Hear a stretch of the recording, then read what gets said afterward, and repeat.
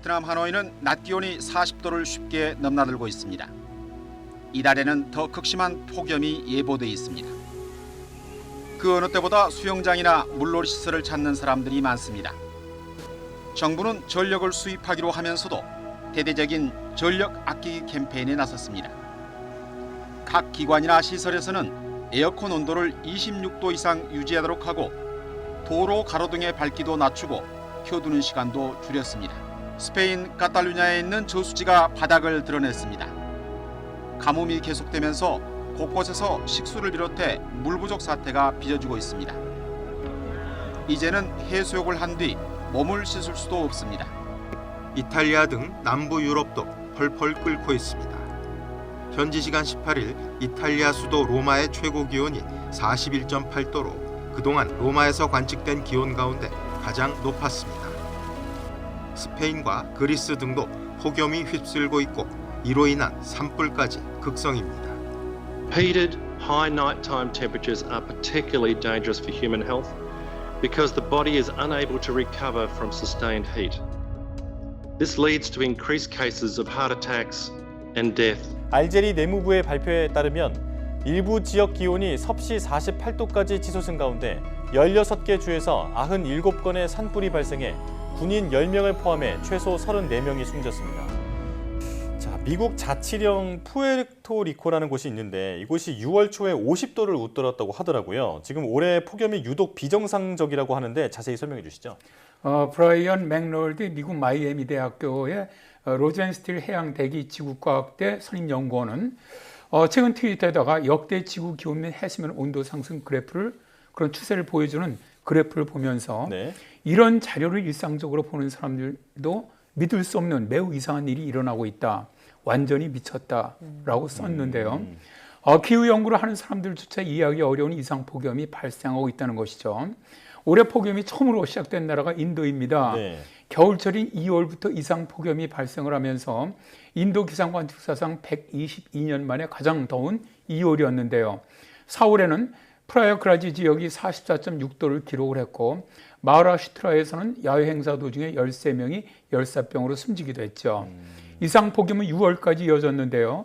최고 기온 43도를 기록한 북부 우타로 프라데시 주에서는 54명이 그리고 44.7도를 기록한 동부 비하르주에서는 42명이 사망하기도 했습니다. 그렇군요. 네, 봄철 인도 폭염 이후 6월부터는 또 전 지구적으로 폭염이 발생했죠.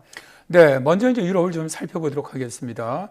6월에 접어들면서 포르투갈이라든가 북아프리카 지역의 알제리, 모로코 등 4개국 기온이 36.9도에서 41도에 이르면서 역대 최고의 폭염이 발생을 했는데요. 6월 26일에 스페인 남서부 안달루시아 지역에서 최고 기온이 44도를 기록을 했습니다. 그리고 수도인 마드리드와 남서부 지역의 기온이 40도 이상 치올려진 가운데 남부 도시인 세비야 등도 44도에 근접하는 폭염이 발생을 했죠. 폭염으로 인해서 스페인의 24개 주가 폭염 경계태세가 발령이 됐고요. 남스페인에는 황색경보가 내려졌는데요. 7월에는 폭염이 남유럽을 계속 강타하고 있습니다. 7월 18일 이탈리아의 로마는 43도까지 올라갔고 사르데나 섬의 기온은 46도를 넘으면서 이탈리아 보건부는 로마라든가 피렌체 등 23개 도시의 폭염 경보를 발령하고 주민들에게 사상 최고 수준의 폭염에 대비할 것을 촉구를 했죠. 발칸반도의 북마케도니아와 코소보 등지에서도 기온이 43도까지 오르면서 폭염 경보가 발령이 되었는데요. 남유럽의 폭염에 대해서 영국 레딩 대학 기후과학자인 해나 클로크는 남부 유럽에서 크게 발달한 뜨거운 공기층이 이탈리아와 주변 국가를 거대한 피자 화덕으로 바꿔놓았다라고 말했는데요. 바르셀로나 세계보건연구소 등의 연구진은 네이처 의학에 실은 논문에서 2022년 여름 동안 더위 때문에 숨진 사람이 61,672명으로 추산된다라고 밝혔는데요. 기후학자들은 올여름의 폭염으로 숨지는 사람 숫자가 작년을 넘어설 것으로 예측을 했습니다. 그렇군요. 자, 유럽을 설명해 주셨는데 미국의 폭염도 대단하다고요?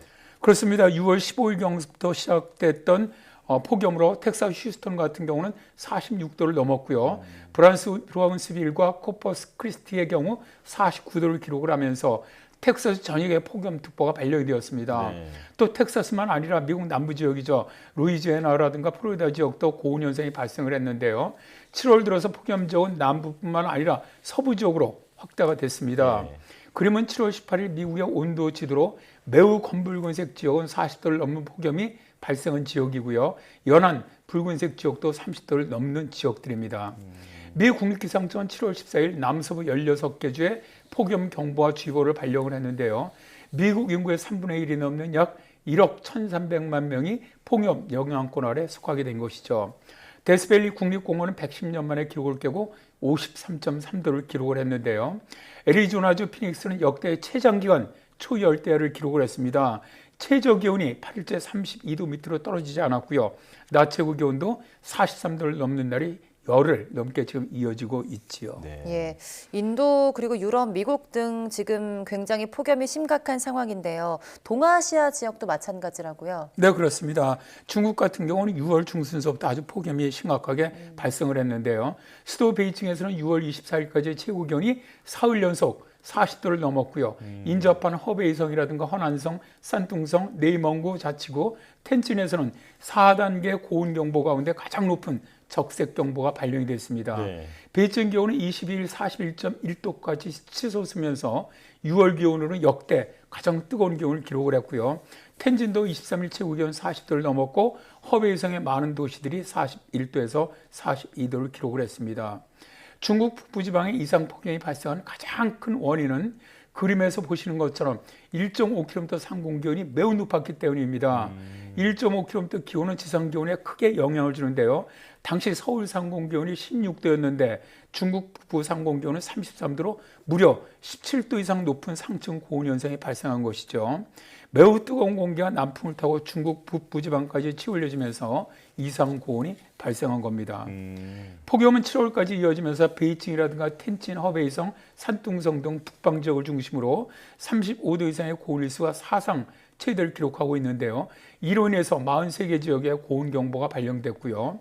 중국 기상국은 7월 말까지는 폭염이 이어지면서 양쯔강 남부 지역과 신장 지역, 간수성, 네이멍구 서부 지역 등에서 35도 이상의 고온이 지속될 것이다 라고 예상을 했고 신장 지역, 네이멍구 서부 지역은 최고 41도에서 42도까지 오를 것으로 내다봤습니다. 네.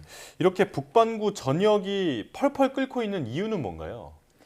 가장 큰 원인은 당연히 지구온난화죠. 그렇죠. 지금 지속되는 지구온난화로 해서 기온 상승이 심각한데요.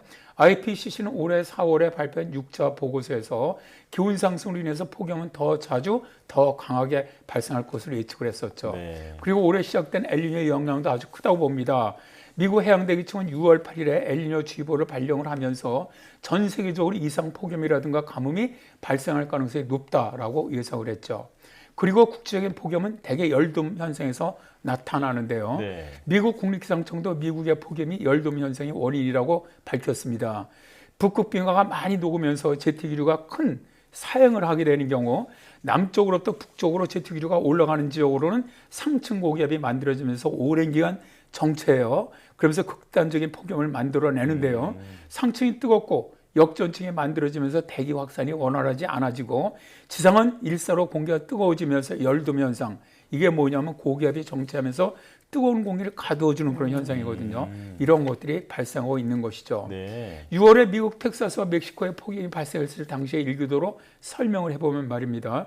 지상 5km 상공의 일기도에서 제트기류가 캘리포니아 쪽으로는 흰색 화살표 표시로 북쪽에서 내려오는 그런 형태지만 텍사스 상공에서 남쪽에서 올라가는 화살표처럼 따뜻한 공기와 함께 고자로 써있는 정체된 상층 고기압이 만들어지고 있고요. 네. 다시 제트기류는 사용을 해서 미국 북동부 지역으로 북쪽에서 흰색 화살표처럼 내려오는 그런 형태인데요.